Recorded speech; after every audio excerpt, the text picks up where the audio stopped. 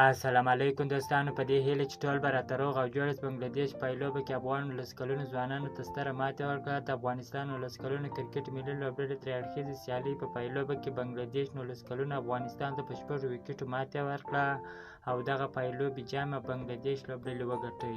افغانستان او سریلانکا او بنګلادیش ترمنځ د درې اړخیزې سیالۍ په لړۍ په پایلوبه کې افغانستان کرکټ ملي لوبډلې چندانې توپخونه ونه کړه. د دې لامل چې لوبه یې وبایلله، بنګلادیش لوبډلې اتلولۍ جام وګټي.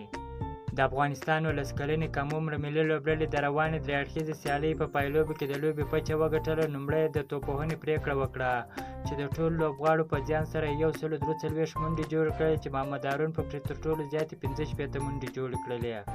د 144 منډو هدف په تعقیب کې بنګلادیش ولس کلونو په 24م اوور کې د 4 لوبغاړو په زیان سره پوره کړې.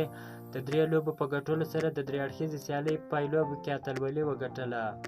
تر دې وړاندې د افغانستان ولس کلنې د بنګلادیش ولس کلنې ملي لوبډلې 500 اوریزه لوبلړۍ ترسره کړله، چې لوبلړۍ مساوي پای ته ورسېدله. له دې وروسته به د سریلانکا سره یوه لوبلړۍ ترسره کړي. که چیرې دغه ویډیو ستاسو خوښ شوې ده، په چینل کې نوي یاست نو حتما مې چینل درسره سبسکرایب کړئ. تر بلې ویډیو د الله په امان.